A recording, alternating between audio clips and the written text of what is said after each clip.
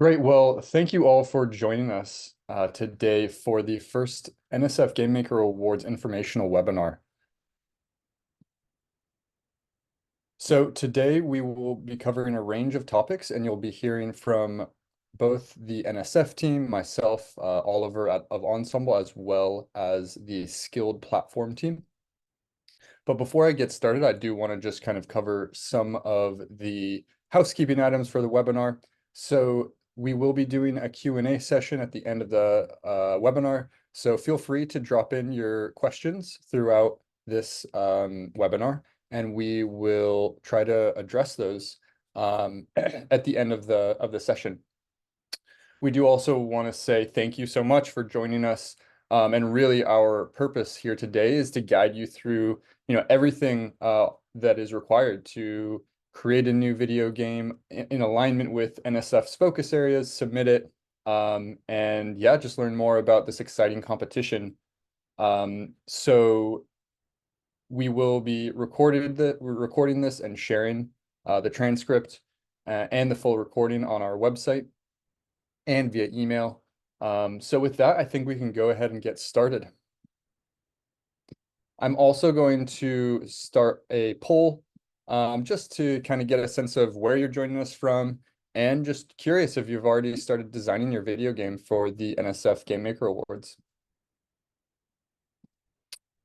So today we'll just be doing some welcome and team introductions. We have a stellar team of folks who are helping run this challenge. So just introducing them and their role.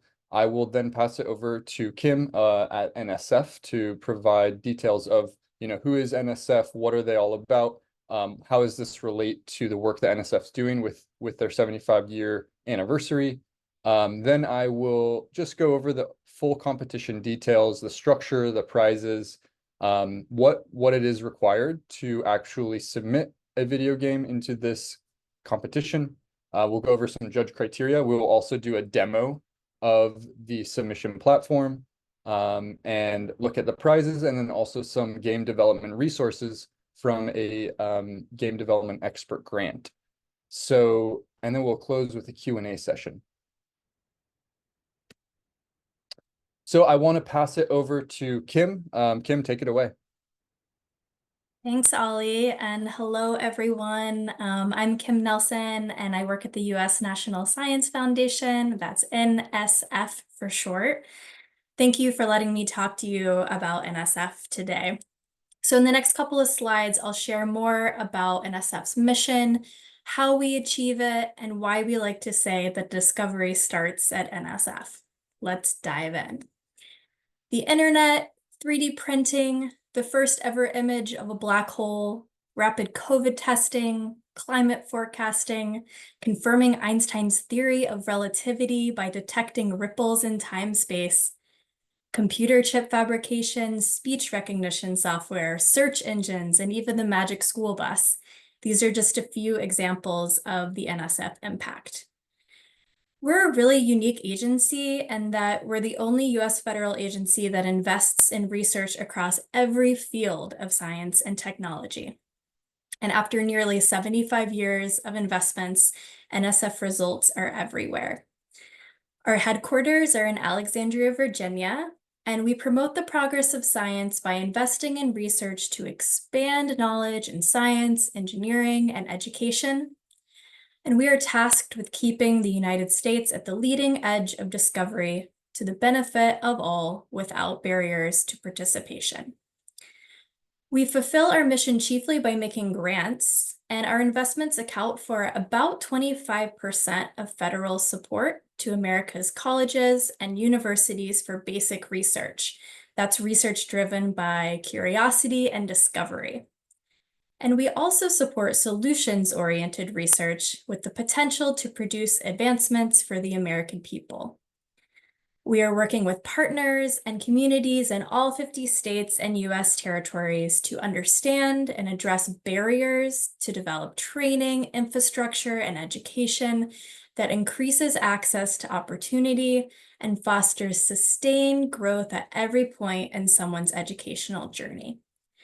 We're creating new pathways into and through STEM from K-12 to postdoctorate and beyond. Next slide, please. Thanks. And this leads me to why you all are here today, the first ever NSF Game Maker Awards. We launched this competition to commemorate NSF's upcoming 75th anniversary and to spark creativity and cultivate an interest in STEM among K-12 students. The year 2100, the competition's theme, will mark the 150th anniversary of NSF. And just as the last 75 years were full of incredible advancements supported by NSF, we want you to envision how science and technology will shape the next 75 years. We cannot wait to see what you all create. Thank you for being here today. Back to you, Ollie. Thank you so much, Kim. So again, just to do a quick rounds of introduction, that was Kim, Public Affairs Specialist at the Office of Legislative and Public Affairs of NSF. I'm joined by Julia Carlson, who's the Challenge Manager at Ensemble. I also help lead Ensemble as a challenge strategist. Really, we dedicated our full professional careers to helping the federal government run prize competitions, just like this one. And then we were also joined by the skilled team who develops software to manage competitions and idea management type of software. So that will be the primary portal that you will submit your solution through. So we will be hearing from Mona later in this webinar to walk you through that platform, including registering, inviting new teammates, and then also just submitting your video game application into the portal. Excuse me, Mona and Grant, would you guys just quickly introduce yourself and your role on the challenge? And then we'll keep going. Okay, hi, I'm Mona, and I'm the Customer Success Manager at Skilled, and my role is to help everybody on the platform. Thanks, Mona. I'm Grant Hosford. I'm the former CEO and founder of a kids educational platform called CodeSpark that kids use to create video games. And I'm a subject matter expert, having worked in the area of helping kids create games and stories for the last decade. Excellent. Thank you so much, Grant. So what is this video game or the Game Maker Awards all about? So this is a video game competition, and we, as Kim mentioned, have really picked a forward-focusing, future-oriented video game design competition. Our theme is Life in 2100. And so the idea is that the game concepts are focused on what life will be like in 2100, thinking about sustainable ecosystems, what the future of cities might look like, and how these types of scientific technological themes contribute to society and to life. And that really does kind of mesh well with what NSF is all about, is funding really important technology projects that can advance society in the future. But ultimately, you know, we want to encourage creativity, innovation, building your skills to develop a video game so that you have a deeper understanding of STEM concepts so that you can grow and work on these for, you know, your career or for other or just for fun. So really excited to see what kind of video games you and your teams can create. So why should I participate? There's a few really good reasons. Number one is that everyone will have a chance to win up to $8,500 in prizes. I will go through the various prize categories, but there's a lot of prizes. So there's definitely an opportunity to win thousands of dollars worth of prizes, and those winners will also gain recognition and be able to showcase their work at an in-person private event. This is tentatively scheduled to occur in Washington, D.C., but the details of that still need to be completely ironed out. So it's a tentative location, but we do plan on running an in-person prize event where we will invite the winners to all come together, collaborate, and we will also help pay for that travel as well. But ultimately, we want this challenge to be an opportunity for you to connect with the other young innovators or industry leaders in gaming advancing your skill sets while also building a game that could have impacts in the future, and really just thinking about what life will be like in 2100 so that we can envision, a better and brighter future for everyone. So let's talk about this overall theme of life in 2100. This is very important that your video game is aligned to one of these focus areas within NSF's funding portfolio. So as Kim mentioned, they fund a wide variety of different technologies and areas and specialities. So as you can see in that bottom right list, they fund and focus on biology, astronomy and space, computing, diversity and STEM, Earth and the environment, engineering, math, physics, technology. So there are a lot of different focus areas that you might consider when working on your video game. But it should be a very important that you select and use at least one of these focus areas, because one of the primary ways that you'll be judged is the alignment to one of the NSF focus areas. So definitely think about and brainstorm with your team which kind of focus area you would use, and then apply what life in 2100 might look like in your video game using one of these focus areas or multiple. You can incorporate one or more. So there really is no limits, but just to call out that it is important to align your video game with one of these focus areas. All right, so how do we get started? Well, the first thing that you're going to want to do is form your team. You can have a team of up to 5 team members, but you could also enter in individually. So the teams can be comprised of 1 to up to 5 teammates. The first really action that you'll need to take is to register on the NSF Game Maker Awards platform. So you can register using this QR code. You could also go to nsfgamemaker.awards.skill.com, and we will show you that platform and what the registration process looks like. But go ahead, go get registered. You can invite your teammates after you register. So there will be one team lead, and then that team lead will then go ahead and invite other teammates to join him or her. And then finally, the most important date is that you will need to submit your game and your application by January 31st of next year. So there is a fair amount of time to work on this. But that said, these are big, hard, complex projects to make. I mean, you're making video games, which can take a while. So definitely, we encourage you to make consistent steps in the right direction so that you're on track to be able to submit by January 31st. But you do have some time. So we definitely encourage you to form your team, start brainstorming your video game, and definitely register so we can keep you up to date with more information about the competition and sharing learning resources, video game development resources, but also so that you're tracking and figuring how you can submit in time to enter officially the challenge, or excuse me, the competition. So let's really quickly just go over the deadline and the overall timeline. So we just launched recently. The challenge has been live for less than 1 month. It officially launched August 13th. But as I mentioned, there's a large submission period. So right now we're in the submission period. This is when really all of the hard work occurs. You're setting up your team, brainstorming your video game, and then starting to build and create your video game.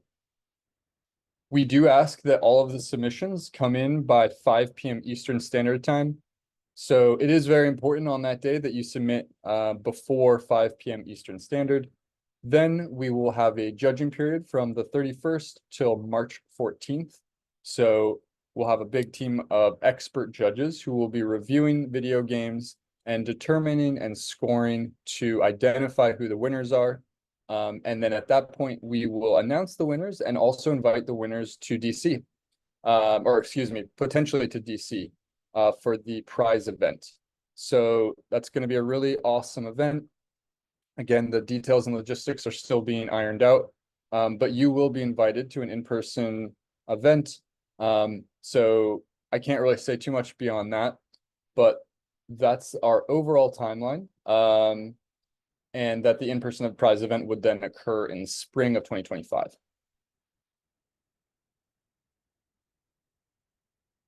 So let's just look at the overall prompts. So this is a video game that is K through 12.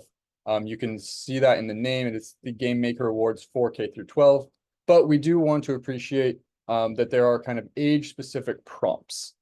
So for K through 6, there is a focus on creating games that address future scientific themes, such as using cool technology to protect Earth's ecosystem, like oceans, rainforests, coral reefs, discovering and learning about the universe, and imagining the world of work or transportation 2100, while the 7 through 12 is more focused on developing games that address one or more of the focus areas in the context of life in 2100 and creating a sustainable ecosystem, managing futuristic cities, expanding diversity in STEM, or advancing medical technology. These are all just kind of basic examples where there's alignment with the NSF focus area.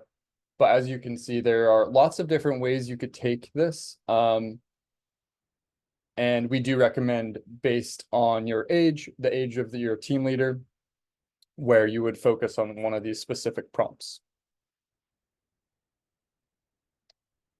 So let's chat about the actual technical requirements and, also like, how do you create these video games? So there are many approved platforms. In general, we encourage you to use free and or open platforms. So these are just examples. There are absolutely others out there. There's Scratch, Unity, Construct, RPG Maker. But you can, we've already received some questions, but you can ask us if you are using a specific game engine and you're concerned that it might not be applicable, just ask us and we'll let you know. We do have a support email and we are very quick to address your questions. I do also want to say, you please go ahead and use the QA box. If there's any hands raised, we won't be calling on folks. We will be using the Q&A box to address your questions. Okay, so some of these game development platforms, they are different in nature.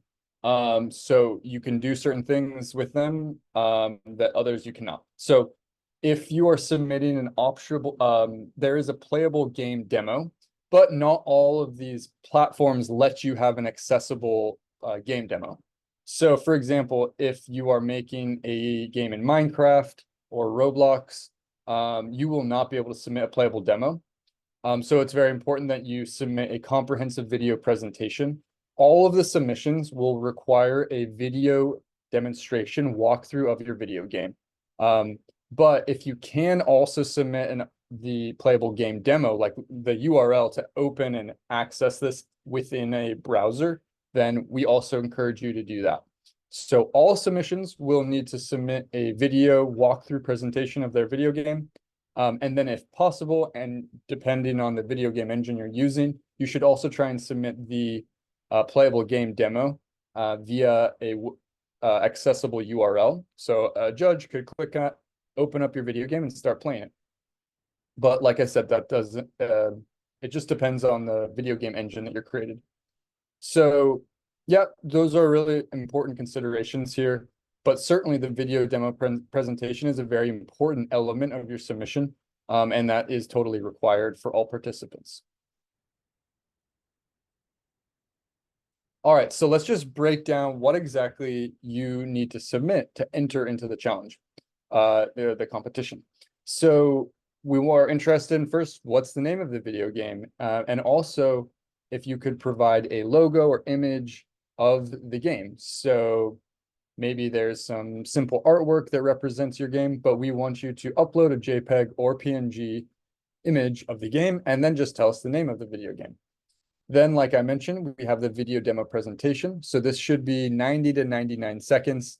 You can use MP4 format, AVI format, or MOV format. but this is a concise video where you highlight the gameplay and the key features of the game. Key characters or stories, features, elements, but you also should be explaining how the STEM concepts kind of weave into your game and what the intended educational impacts are of the game. So if you are using a game that is focused on the Arctic, how does the Arctic, which is one of the NSF themes, how is their STEM concept used, and what is the educational impact of that specific game?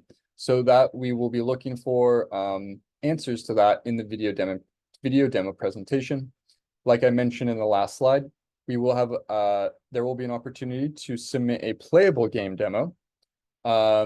So make sure that it's compatible with standard PC configurations, but that will be a area where you can submit a URL. Then we are looking for a written explanation of the game. So really just in your own words, describing the game's design, and how it aligns with the NSF focus areas. So this should be about 500 to 1,000 words, and is also a really important element so that we can both view your video game, but also read about it. We're also interested in written explanation on lessons learned. So for most of you, you've probably never made a video game. And it's a really educational experience where you're learning all sorts of different mechanisms. Maybe you're creating a very simple physics engine. Maybe you're creating new character art. Maybe you're creating level design. All sorts of very interesting, impactful things you're going to create when building this game. We're interested in what lessons did you learn? What did you take away? You know, working within a team. Perhaps there are some lessons learned from, you know, creating something together as a team.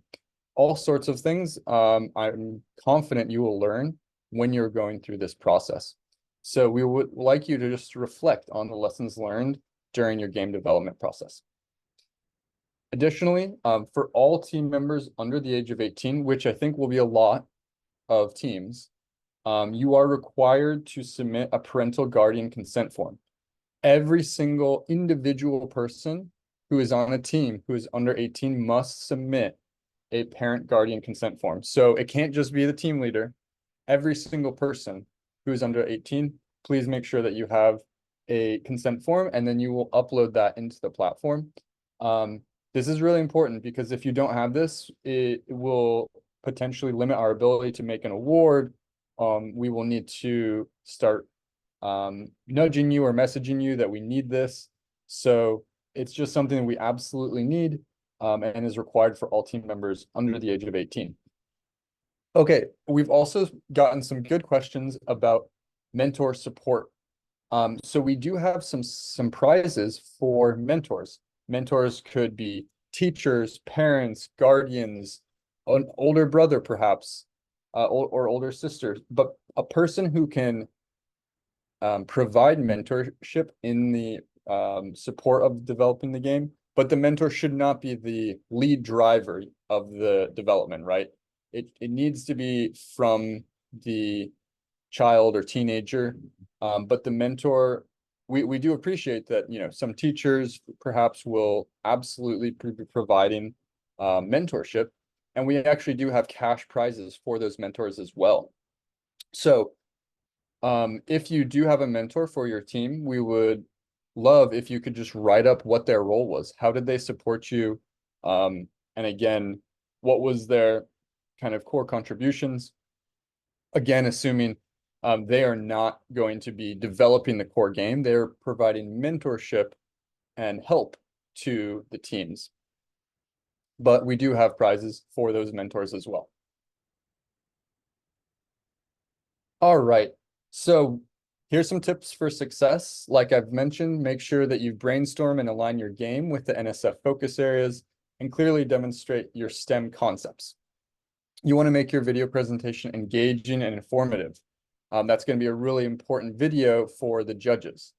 And then, very important as well, we do have an excellent entrant toolkit on our website.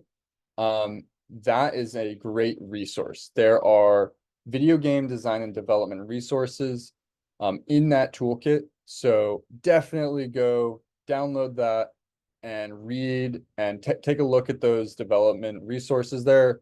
We have tried to compile as many as we can so that you have as much information, resources, tools, so that you can build a great video game. So those are kind of some of our big recommendations so that you can create a strong submission. So with that, I'm going to pass it over to Mona. We will be doing a skill platform demo, and then we will be closing out the webinar after that with Q&A and some other information about the prizes. So I will stop sharing, and then Mona, you can take it away. Okay, great. So I'm Mona Raimundo. I'm part of the Skill team. I'm going to show you how to register and log in to the Skill platform so you can complete and submit your application. Once you use the QR code or the URL that Ollie showed you, you will reach the Skilled landing page. So let me get you there.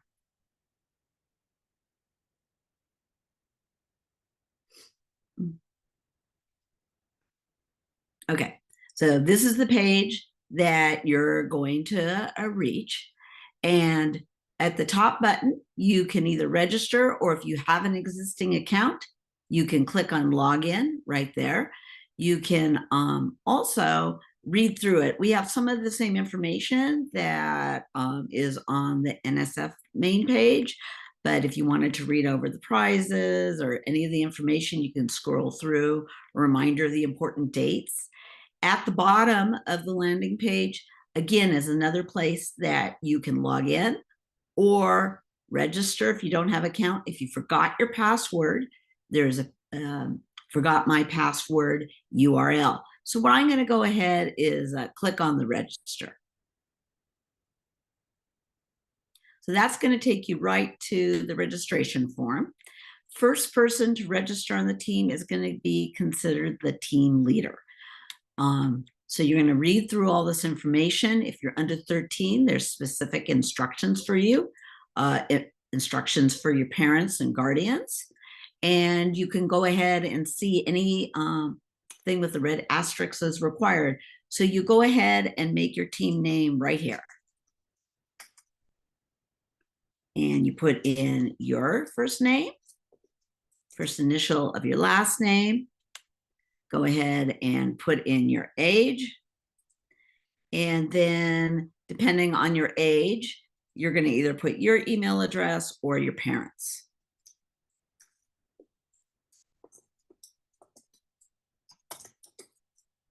You're going to create a password, minimum of 6 characters.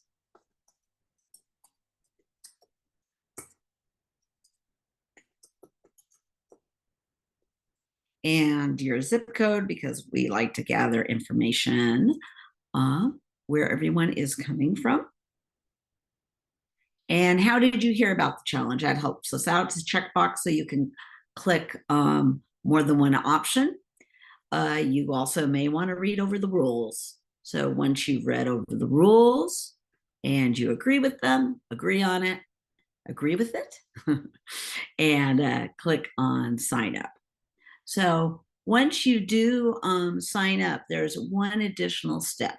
It is going to ask you to go back to your inbox, your email inbox, and activate your account. So I'm going to go ahead and do that. And here's my inbox. And it's you get a little email saying, thank you for registering. Please click here to continue. So you want to do that.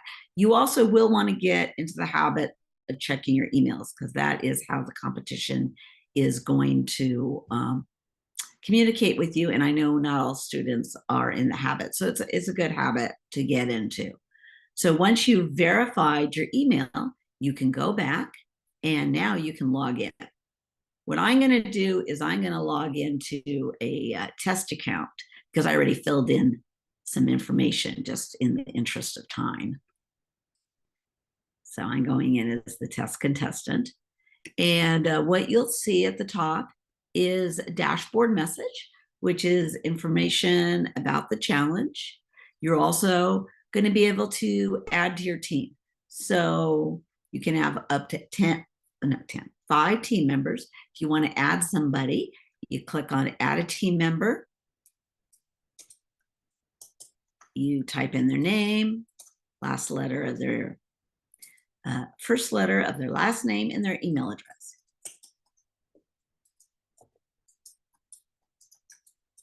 And if you want to send them a message, you can. Click on save. And then what you're going to see here is that I invited Billy. And when I invited Billy, but Billy has not accepted the invitation yet. Billy has to go into their inbox and click on accept. This will change to a team member once they have. If you contact Billy and say, hey, I sent you an email and you haven't joined my team yet, and they said, well, I never got the email, you can tell them to check their spam. You can also click here and resend it. And if enough time goes by and Billy is not paying attention to you and you want them off your team, you can click here and remove them from your team. If you're going on vacation and you want to make Billy the team lead, you can click here and now they're the team lead and you're just a team member. So you have all those options. You can click on profile and you can change your profile. So if you had a misspelling on your name, if you want to change the email address you're using for the competition, or you want to change your password, you can do it here. We also have what we call quick links. That's helpful information. So the toolkit that Ollie referred to before not only can be found on the website, can be found here. That really important parent information form can be found here and is downloadable. I'm not going to go through all the quick links. You can do it. I just want to point out that they are available for you. So once you're ready to look at your application, you go ahead and click there on the application. It will tell you how much time you have left to submit. And I really suggest that you do not submit in the very last hour, because the platform will cut you off at exactly what time it said it will. So you have the questionnaire. Anything that's required is going to have the asterisks. I already filled in some information like the name of the game. This is the image I uploaded to represent my video game. If I want to delete it and upload a new one, I can do that. The third question is, what is your team mentor's, email address? That's important to put in there. That way your mentor can be getting information from us on the competition. These are all the questions that you're going to have to fill out. The video demo presentation will be uploaded directly into the platform. And if you upload it and you decide, ooh, I want to do something else, you can delete it and upload something else. It will play in the platform, which is nice. So you can see it as the judges are going to see it. So once you go through, upload, and answer all your questions, I forgot to mention to you, there is a save every 60 seconds. So if for some reason your computer conked out, you lost your Wi-Fi or whatever, you're not going to lose a lot of information. There is a save automatically every 60 seconds.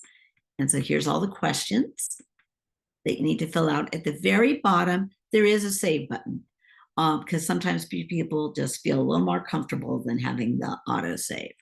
And once you are complete with your application, you click on the submit button and your application is submitted. Once it is submitted, at the top, there will be a download. So you could download a PDF of your application. And that is what I have. I'll turn it back to Ollie.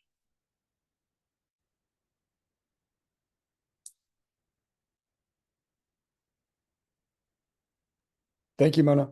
I will go ahead and share screen. Okay, so we have already started seeing some questions about the judging criteria. So how will your game be evaluated or scored? There are 5 criteria. So you can think of this as basically the rubric that judges will follow to evaluate the games. So educational value, that's 25%. How well does your game explain STEM concepts? the creativity and novelty. Is your game unique and original? The technical quality, how well is the game executed? The alignment with the NSF theme, so making sure that the game connects with an NSF focus area, and the potential impact. Does the game have a social or technological impact? So what are the prizes? Like I mentioned, there are a lot of prizes. So we have top 20 overall entries.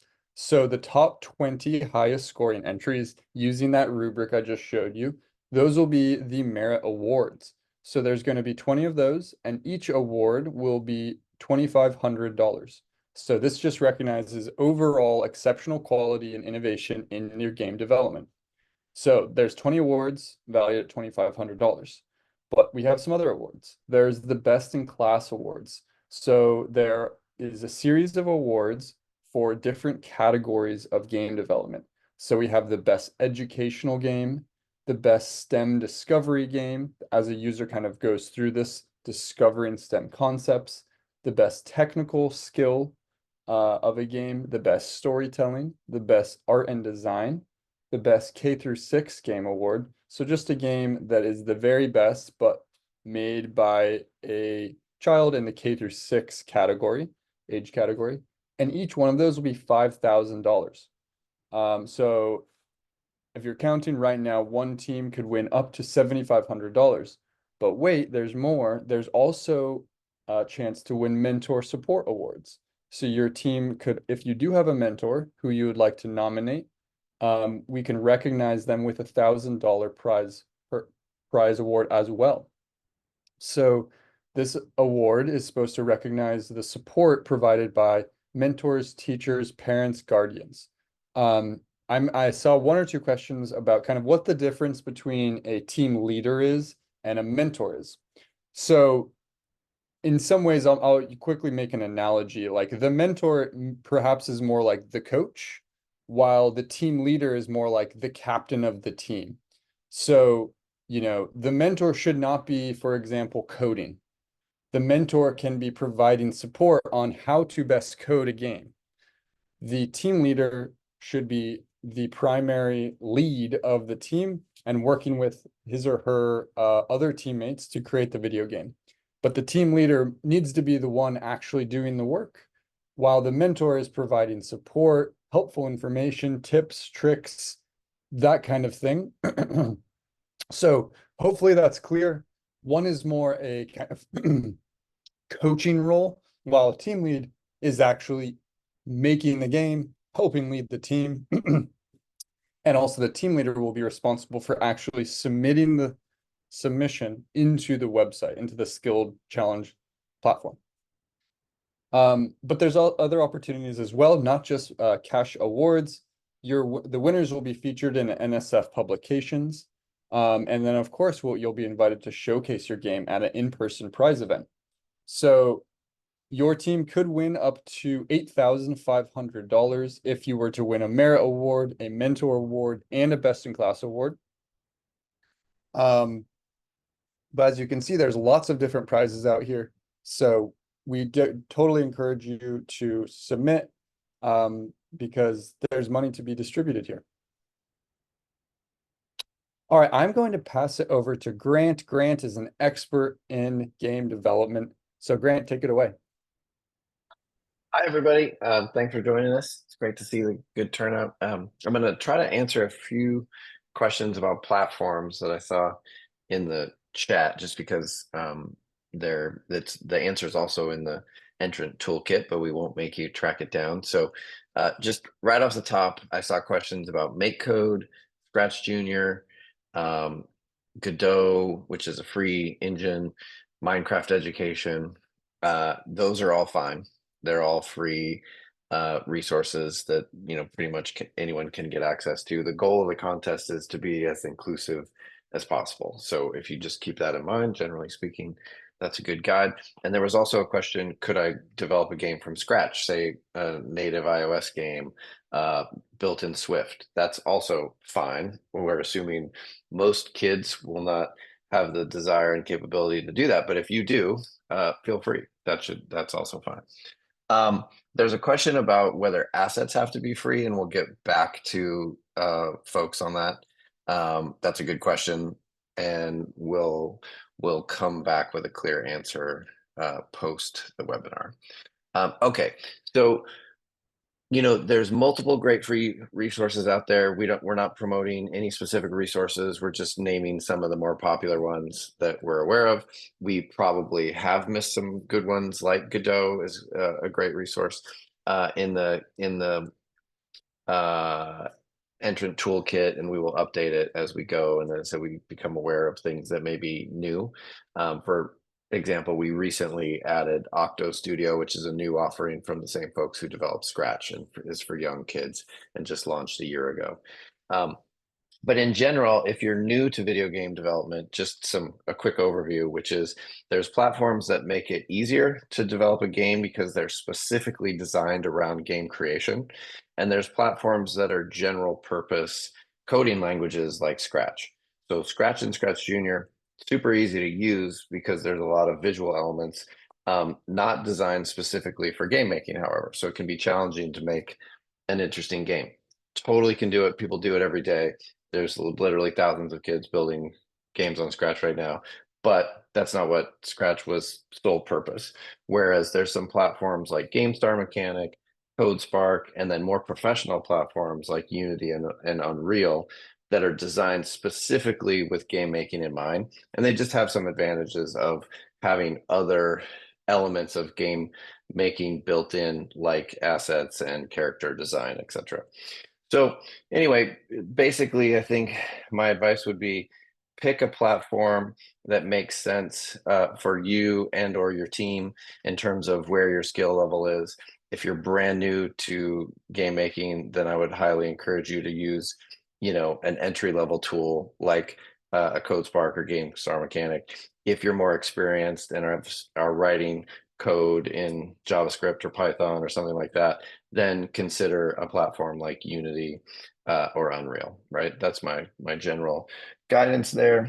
And also make sure you do look at the entrance toolkit, because there's a bigger list with lots of other options in there. And also we've tried to gather a meaningful list of helpful resources around do's and don'ts and tips and tricks for game development. So there's lots of YouTube videos, there's lots of PDFs, links to PDFs that you can download, all of which should be pretty helpful for the new or emerging game maker. I think, Ollie, was there anything else you wanted to cover? I think that's it. Really appreciate it, Grant. I will perhaps have one or two more questions for you when we get to the FAQ section, which we will get to very soon. So just to call out, we are absolutely here to support you.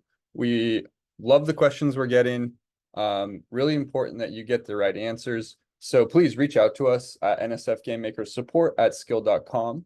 If you have questions, we will try to answer, as well as update our FAQ section. So take a look at the FAQ section on the site, and then use that entrant toolkit. It's jam-packed with useful information. So definitely download the entrant toolkit and take a look at that. But if you have specific questions, just reach out to us. Email us at nsfgamemakersupport@skill.com. We'll try and respond within about 24 to 48 hours, if not a little faster, so that we can get you the information that you need. Okay, so some of the other important questions are who's eligible. So this is open to US citizens, nationals, or permanent residents aged 5 to 18. Teams can have up to 5 members with 1 mentor per team, so only 1 mentor per team. And then for the kind of deeper competition rules, eligibility requirements, please take a look at the competition rules. That's also in the entrant toolkit. So in the entrant toolkit, you can read the competition rules. So we do have some broad submission guidelines. And then there's 1 or 2 more things that I think are important to add to this list as well. So entrants under 13 years of age are not allowed to register for the competition or provide any personal details on the registration form. So if you're 12 years old and you really want to submit, you need to work with your parent or guardian, who must register on your behalf and manage your account. There are just laws that we must follow, especially with the collection of information from children. So if you're really interested in joining and you're a 10, 11, 12-year-old under 13 years of age, it is a requirement that you work with your parent or guardian to register. And then that parent or guardian will need to be the person who manages the account and submits the application. All team members under 18 must upload a signed copy of the parental guardian consent form. So this is a different different requirement. But if you're under 18, it is a requirement that you upload the parental guardian consent form, and every single person on your team needs to do that as long as they're under 18. Okay, so here's another really important one. It's fairly simple, but it's important to call out. So entries must be appropriate for all ages and be original creative work. So for example, like no violence, games that perhaps it's a fun action adventure game, but if there's elements of violence, this is not allowed. So the entries must be appropriate for all ages. So do consider that. And they do need to be original creative work for the submission to be eligible. But again, I encourage you to review the competition rules for the full eligibility requirements. And that it does describe kind of what the video game, the kind of submission requirements for the video game. But do keep in mind, games that are very violent would not be accepted because that would not be appropriate for all ages. All right, so we're just about the end here. We just have one or two more slides, but we do want to take some time to start addressing some of your questions. Julia, do you want to come off? I know you've been kind of tracking some of the questions. I don't know if you have one or two top of mind, or I can just take a second to kind of look through, but I have not had the chance to look through all the questions yet.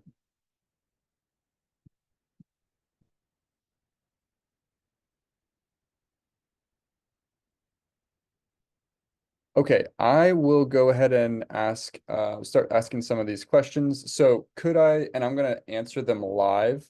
Can I submit an action game set in 2100 is one question. So yes, as long as it follows all of those requirements that we kind of described.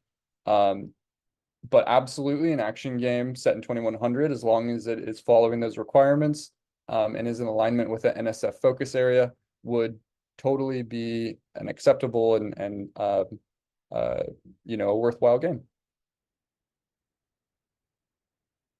So another question that I was trying to answer throughout this was, I'm looking forward to supporting the K-12 student submissions in North Dakota in this NSF program. What are the differences between the team lead role and the mentorship role? How do they work together?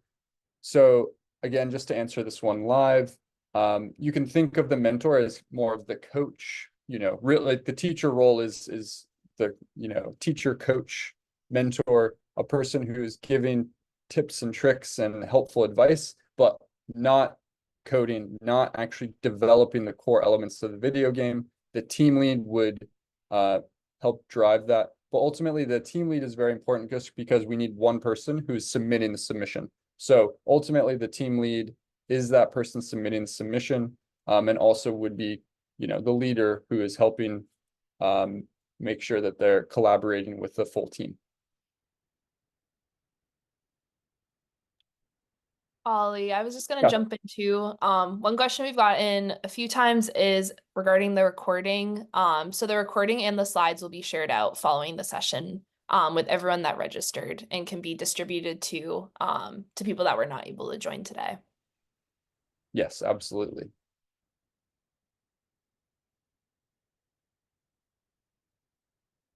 One question, how can universities get involved with this program? Would love to help support some teams. So I think if you could just reach out to us via that contact email, we can follow up with you with any specific ideas or strategies for how universities can get involved, but I don't have a perfect answer for you right now on that one. May you please define the term video game? Does it not refer to any computer games? Does it need to include interactive graphic and video contents? So again, I think this one is I don't have I guess a perfect definition of the term video game. A video game might not, I suppose, need to include interactive graphic or video content, but most video games do. Grant, I don't know if you have any kind of additional color to add to that. Yeah, I mean, I think we're open to creativity. I could imagine a game with that you talk to or something like that, right? Um, but in general, we're assuming most entries will include video components, but there could be games with no sound. There could be games that are only sound. The general idea is that the game is playable on a PC, Chromebook, or mobile device, Yeah. Okay, so here's another question that is it's a good question. It's a question we're getting a fair amount of, and just to kind of explain what the process will look like. So I'm a teacher. Would I be able to enroll my student teams as their mentor with parent permission forms, or would they have to, with a parent, enroll them? So the answer is the latter. Their parent would have to enroll them. I believe you cannot, because we do need the team lead and then the parent or guardian who is enrolling them on their behalf. You would be the mentor, but you would need to ask them to basically work with their parents to get this account registered. And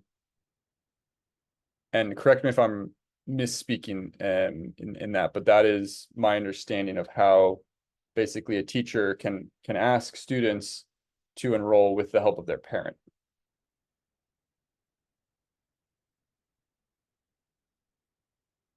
Okay, how extensive do you expect the games to be? Any measure in its qualifications for meeting the criteria on how sophisticated the design should be? Say the number of levels or challenges, the length of the game. So we don't have any more defined criteria than the one I already shared with the level, for example, level of challenges or levels. That's not explicitly defined.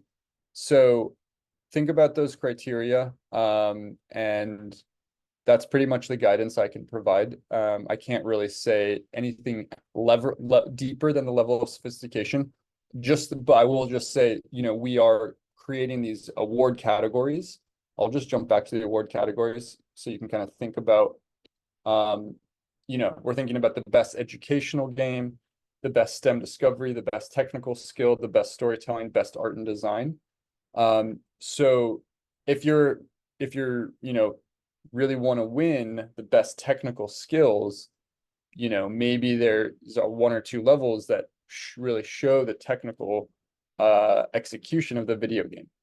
So think about those awards as you think about kind of how sophisticated your game design should be. Hopefully that answers your question.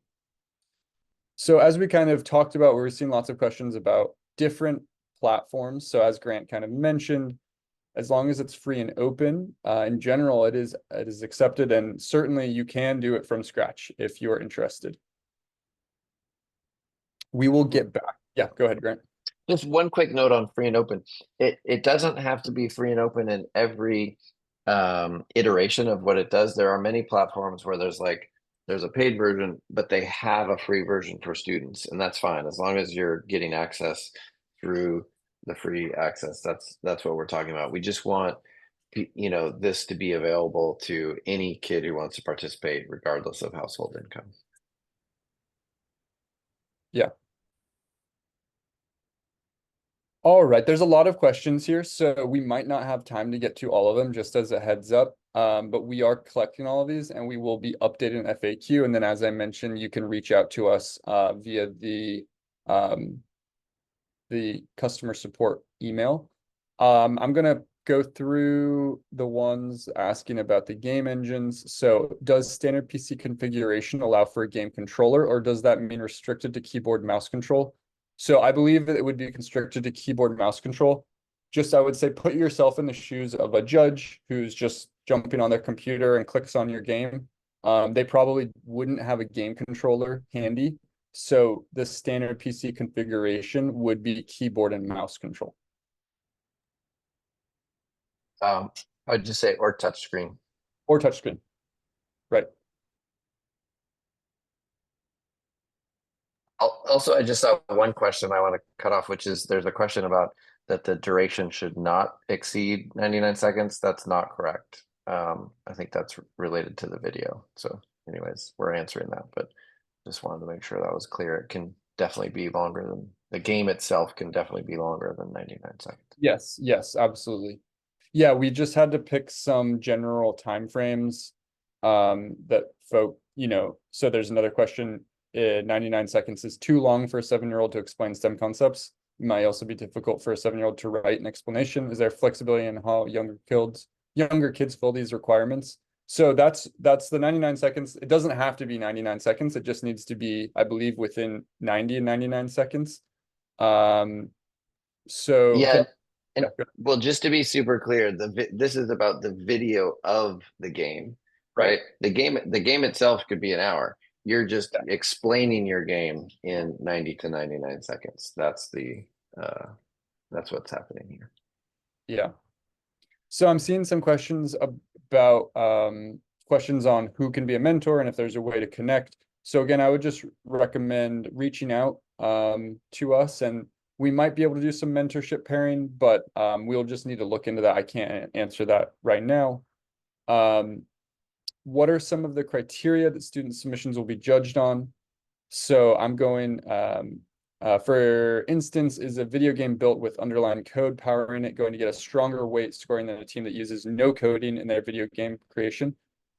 We wouldn't per se be evaluating, I guess, how, like whether they used underlying code or built from scratch. We would use these criteria: educational value, creativity and novelty, technical quality, alignment with NSF theme, and impact. Those are the themes. That is the rubric that judges will use. So this is what you should pay attention to for the kind of criteria to follow.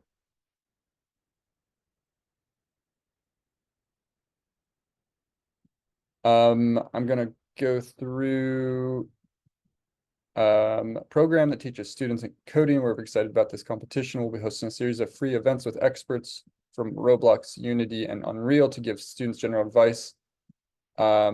Is there a way for us to get the word out to submit this? So again, just reach out to us. We might be able to share your event, but again, no, I can't, say much more than that. For kind of these specific questions, it's better just to reach out individually, and then we'll try to address your question. What does NSF intend to do with the submissions and winning games? Is there an avenue for the students to have ongoing engagement with NSF in some capacity? So Kim, maybe this is a good question for you on kind of the long-term, path for these submissions. What would you say what does NSF intend to do with the winning games, and an avenue for students to have ongoing engagement with NSF in some capacity? Well, first off, we hope that this is an annual competition and continues past this inaugural cycle.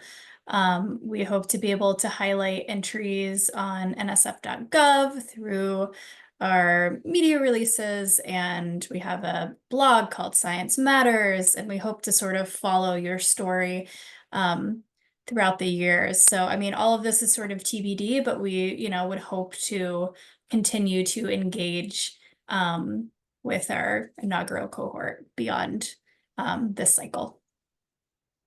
Absolutely.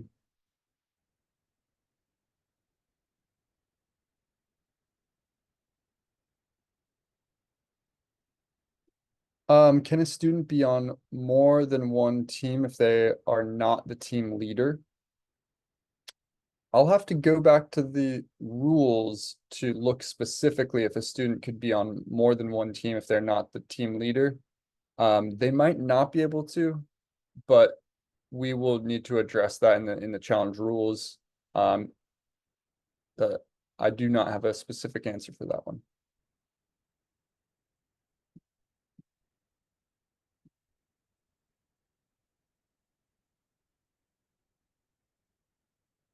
What level of support is appropriate for mentors to provide, particularly for K through 3 level students? For example, at that age, the students are still developing their writing skills. So many submissions might be transcribed from students' spoken descriptions by mentors. I do think that that would be appropriate. Grant, maybe you have any other kind of guidance for mentorship really at the, younger kids level. Yeah, I think basically it's like you don't want to be involved in the actual coding, but there's a lot of guidance you can give around structure, so helping them think through the different steps, especially for your younger kids, call it like kindergarten through third grade. They're going to need guidance on first this, then this, then this, and like thinking through what makes a good game, helping them think from the standpoint of the player, that sort of thing. That's typically all areas that a mentor can be really helpful in. Yeah. So I'm seeing some games on the ideal length of a game. So again, we don't necessarily define that as long as you hit the criteria and the overall theme. That is, how this game will be judged. Of course, the game should be in-depth enough to make a 90-second game demo. But other than that, there's no kind of restrictions beyond that. Yeah, I might just add like when a game is fun.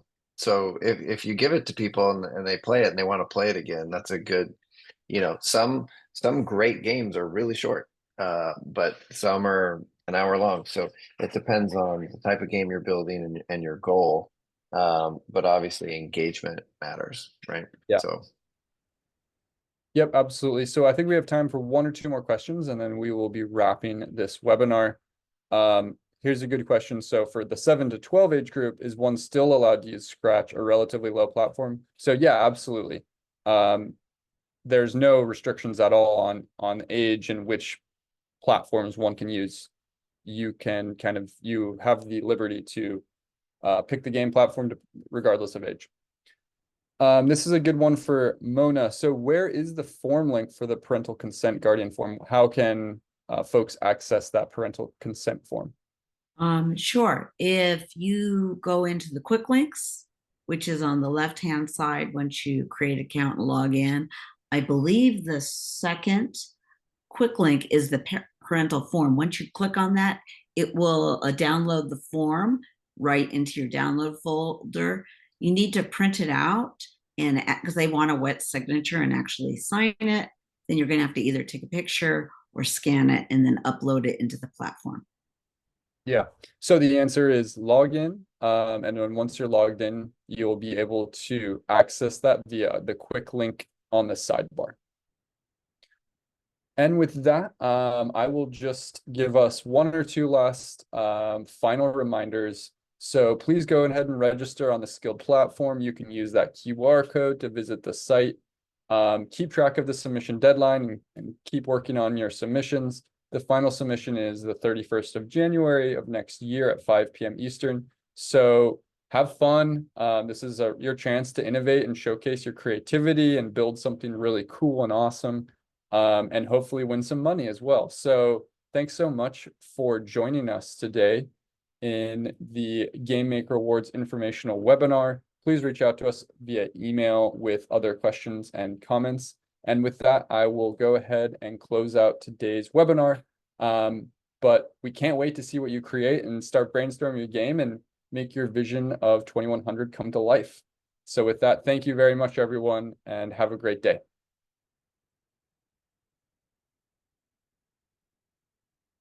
Bye. Thank you. Thank you.